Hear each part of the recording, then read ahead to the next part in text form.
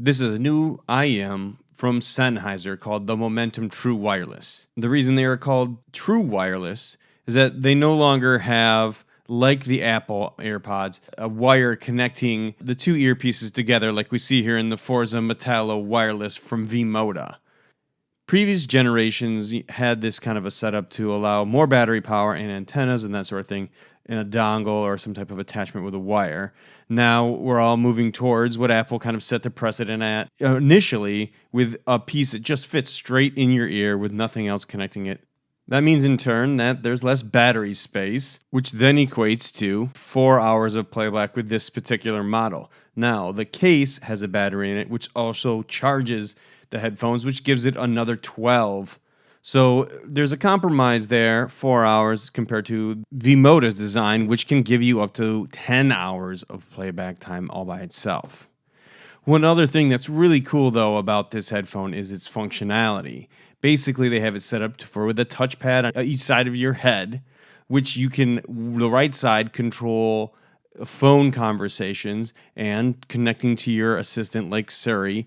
And then the left side, you touch it once to play, once to pause, that kind of thing.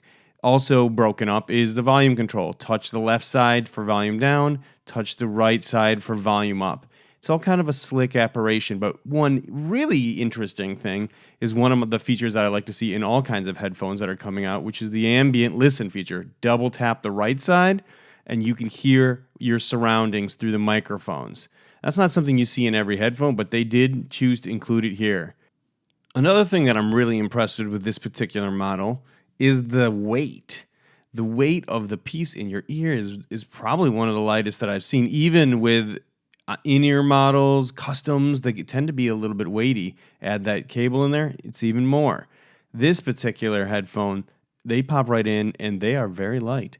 So you can kind of run around and do your everyday thing with them in, and it's not too much of a drag on your person. Especially becomes important when your ear, it fits into your ear canal just so. A lot of weight on the ear canal can get irritating after a while. So that's a big plus in my opinion. They also fit really well into the overall ear, and the weight is distributed really well there. So good fit is important, and they kind of did a good job here. In terms of the overall sound quality, I found it to be pretty good for wireless. I have a caveat with that, of course, that if you're really into hi-fi, high fidelity, you're going to get better results with wired things. The codecs are just not up to par right now with wired sensibilities. However, if you're just going to go on the go and listen in a noisy background, these might be a great fit for you. The main thing is that the background is not as black as wired, so details don't jump out as much. That being said, practicality, loud environments, they're not too shabby. They're seal well, and like a typical IM, to me, the bass has a good splash, a good punch to it when it's just bouncing around your ear canal. It's not the most natural thing, but if you like bass, it's kind of there. It has that nice punchy low end. It's on par with what we heard with the V-Moda option in terms of amount of bass. So it's not a ton, it's not overblown, it's not too thin. If you don't get the seal nailed down just so, you can lose some of that on the low end. However, I did find that the V-Modas had a little bit more treble to them. Overall, both headphones sound pretty good and tend to follow the same signature that you find in a lot of IEMs around this price range. Not overinflated bass, not too much craziness up top, just a nice, listenable kind of signature.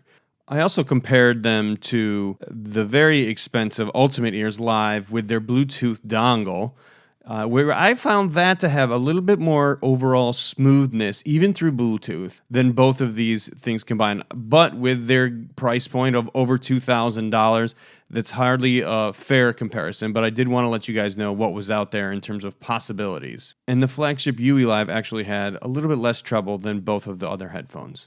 So if you're looking for something in your portable lineup of audio products, the Sennheiser True Wireless IM is definitely something you should take a look at if you're looking for something on the go to complement your other hi-fi gear that you already have.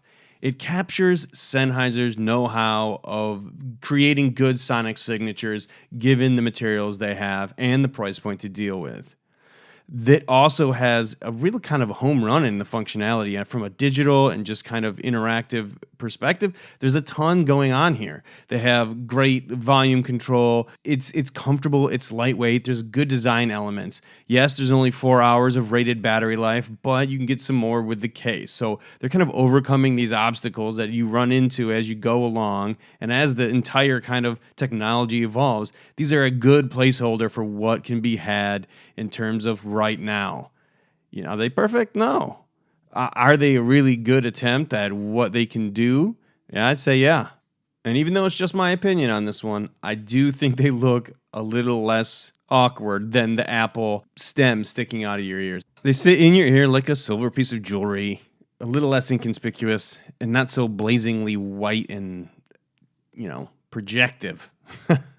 Again, the true wireless IEMs from Sennheiser run about $300, and you can find them on their company website at Sennheiser and all the local retailers they sell them at. So thanks for the listen, guys. Have a good one.